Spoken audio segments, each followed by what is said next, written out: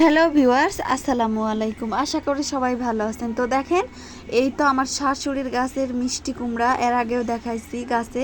তো আজকে একটা নতুন বুদ্ধি দেখায় আপনাদের। দেখেন আমার শাশুড়ির মাথায় কত বুদ্ধি।